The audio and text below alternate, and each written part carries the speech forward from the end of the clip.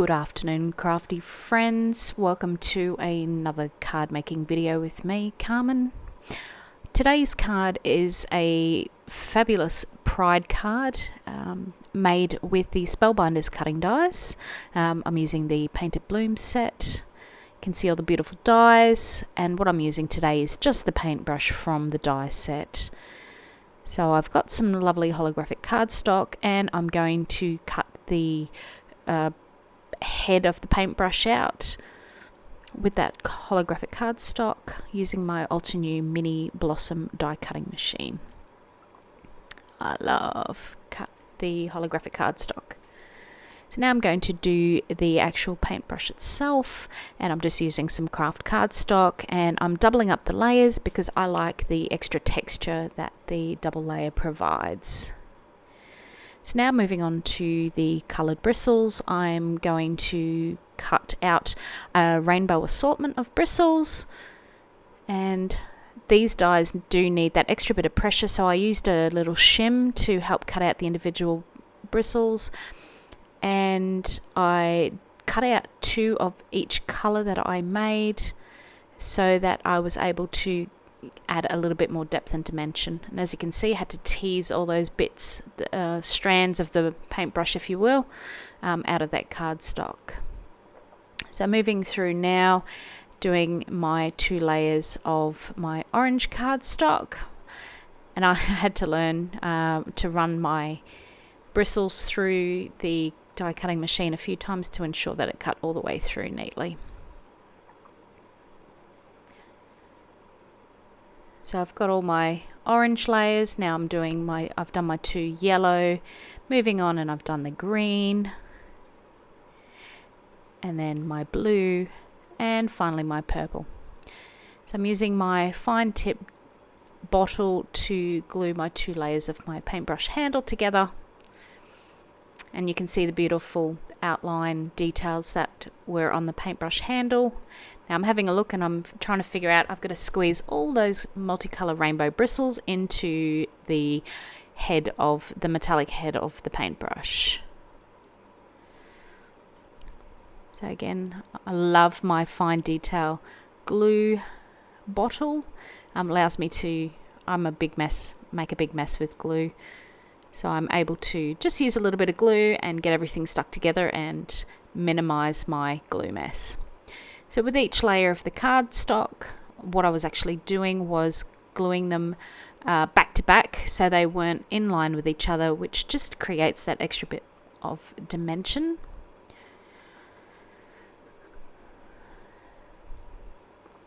Looks all nice and pretty. And finally just done my purple. And now with any cardstock die cuts that I make, I like to use some extra distress ink just to create a bit of depth and dimension. So I've used some gathered twigs to start with, and I'll just pop that around over the whole brush, and what that will also do is actually highlight the wood grain pattern in the paintbrush handle. Now I wanted a little bit more depth, so I used the ground espresso. Now I'm just having a look, and yeah, so I decided to give all of the bristles some extra depth and dimension. So I used some Wilted Violet Distress ink, and I'm using my Gina K blending brushes just to apply that distress ink. And now moving on, and I've popped some Mermaid Lagoon on there. I didn't feel there was enough depth, so I went in with some Blueprint Sketch as well. On my green bristle die cuts, I used Lucky Clover Distress ink.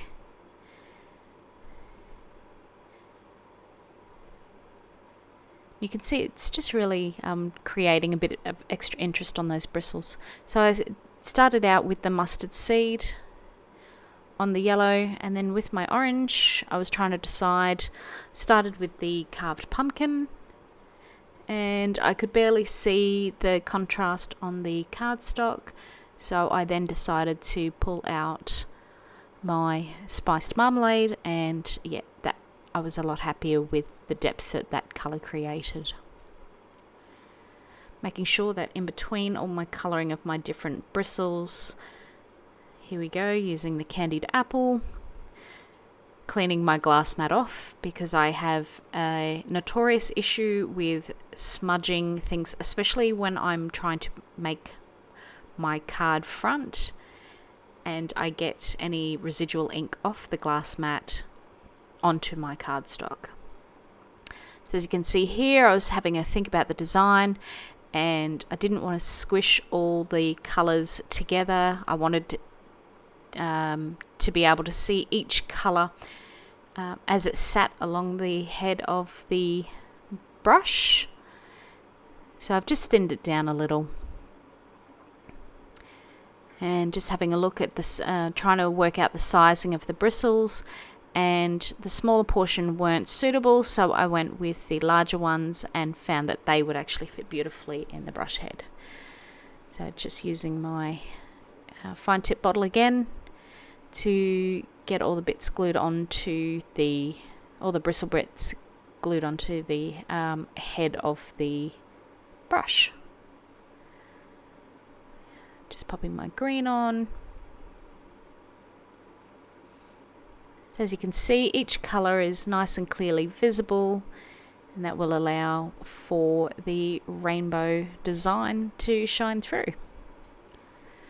So this card was actually inspired by one I saw. I can't even remember where I saw it. I think it was on a card making Facebook page. So I wanted to make a rainbow style paintbrush card in honor of I have some loved ones in the LGBTQIA community, and just wanting to show some support and love. So here what I've done is actually just added another 2 layers of the backing to the back of the paintbrush head, so that the bristles and paintbrush head all sit together and it actually stands out with some design. So here I have the Erin Lee Creative Rainbow Raised Die, and I'm going to cut this out of just some generic El Cheapo white cardstock, and that will allow me the opportunity to colour each ray whatever colour of my choosing. So you can see there, I was trying to figure out how many rays I'd need for how many colours, and just laying out each ray. And I'll use my blender brushes to pop on some colour onto each ray. So again, I'm using the Distress inks for these rays, and starting off with the candied apple and getting some nice thicker colour on. And these blender brushes are good because they allow to actually build up the colour. So now moving on, and I'm using carved pumpkin. And always trying to, a little bit of OCD there, trying to keep everything neat and tidy just so I can see how the colours are going to sit together. My next one that I'll be using, I'll actually do with some squeezed lemonade. Nice bright yellow. Pop that into the rainbow. Yeah. Don't forget to clean that glass surface. Then I have my blueprint sketch. I started out off with the blueprint sketch, and I liked the blue, but I wanted something a little bit brighter, so I just topped it off with a bit of Mermaid Lagoon, and that added that little bit of brightness with the blue. Now I must say, filming this card, I had a few technical difficulties. My first one here, I got my rays out of order with my colouring, so I had to try and squeeze that green back in, so I used my Lucky Clover, and thankfully the rays all sit fairly well together.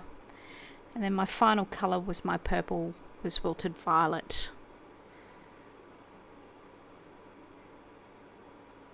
So there we go, I've now painted all the rays, and my hair almost matches the Wilted Violet. So that's going to look beautiful. Those rays coming out from underneath the paintbrush, painting a rainbow. I was stoked with how this turned out actually. So just popping some glue on, and for all the extra work that I popped into the handle of that brush, I ended up only using just the top part of it basically. And now just gluing my rays onto the front of the card.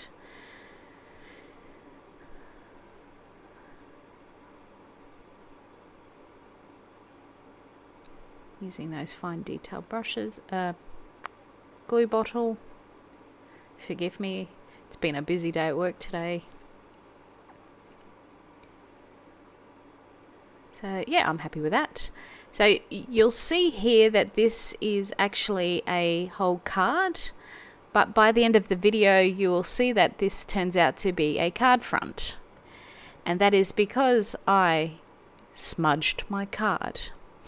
Now here I needed just a little bit more decoration for the front, so I decided to use some small flowers. And what I decided to do was actually create rainbow style flowers, mixing two colours together. So I went with my traditional primary colours and mixed red and yellow with some orange in between. And then I used my yellow and blue together, so Squeeze Lemonade and Mermaid Lagoon. And I got a nice shade of green in between. So a nice easy way, if you've got limited colours, to actually do some colour blending. Now when you are colour blending, it's important that you are choosing the right type of cardstock. I was doing this on just the El Cheapo basic cardstock. So you can see there that the colour blend looked quite grainy. I wasn't too worried about that because I knew I was actually going to be using the flower die cuts to cut them out. But if you are doing that on the front of a card, you want to ensure that you are using good quality cardstock. My general go-to would be the Nina Solar White in the 110 pound, and that will actually help with the colour blending to make the ink look nice and neat and blend beautifully. So I've done the larger flower in the orange and yellow, and then I'm going to do the smaller flower in the blue and yellow, and just running that through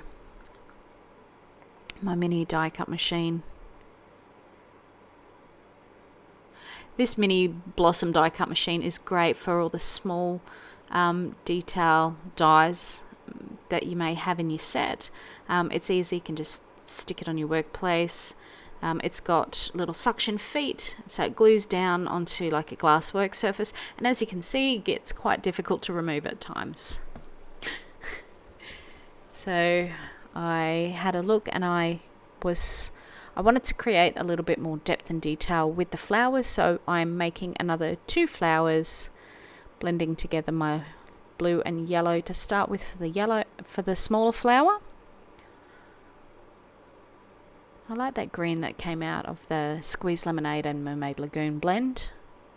It's nice and bright, almost like Lucky Clover in quality almost. And then my Candied Apple and Squeeze Lemonade gives that nice orange combination. So you can see here it looks a bit grainy with the blends, and that's for the simple fact is it's not a top quality type cardstock. So making it small enough so I can pop it through the mini Blossom again, bringing it out, and I'll stick it back down onto my desk and run that through.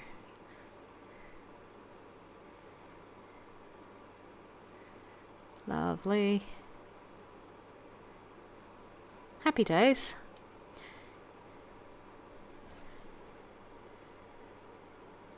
It's great when it comes together nice and quick. And now just layering it all out together, and I just wanted the leaves to sit skew off of each other. So you will note now I'm going to actually stamp the inside of the card. So I'm using Catherine Pooler inks to do the stamping, and using a little detail blending brush just to do take out that harsh line. I'm going to do some ombre blending. So I've got the Catherine Pooler minis, mix of the minis and the large pads, and this one's Limoncello. Now this is actually take number, I think, 3 of stamping out this particular stamp in ombre style, due to the fact that I had to learn the hard way to make sure that I lifted my magnet each time I stamped and repositioned my cardstock back into the top of my MISTI. I didn't do that on the first 2 cards and ended up with my words looking very skew-if. So they ended up in my scrap cardstock pile. So my goal for this year was to actually stretch my artistic legs and use my stamps, dies and basic crafting supplies in ways that I wouldn't normally consider. So getting my inspiration from, all sorts of different online sources. So doing some ombre stamping, that was definitely out of my wheelhouse, and also just cutting down the die cuts and colouring the cardstock slightly differently were a couple of ways that I actually stretched myself artistically on this card. Now, I was going to stamp a second time with the pink ink, but I stopped myself because I could see it was already sitting a little off kilter and I wasn't going to restamp that whole lot again.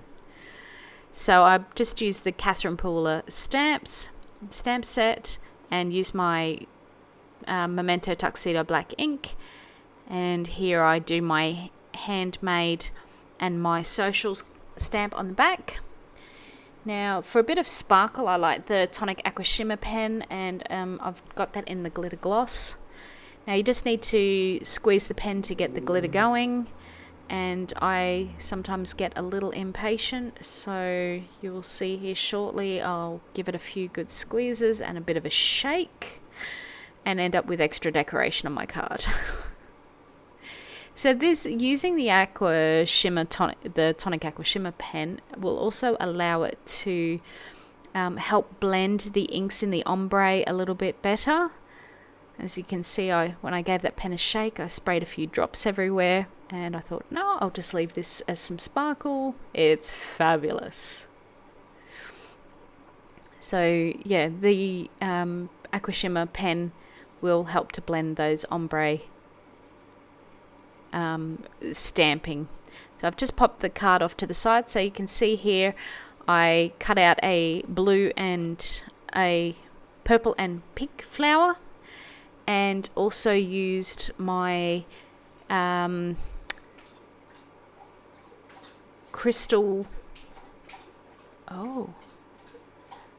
Nouveau crystal drops in ebony black. I just had a moment there, I couldn't remember. Apologies if you can hear a slurping sound. The dog has decided she wants to have a bit of a drink. So they're my constant craft companions.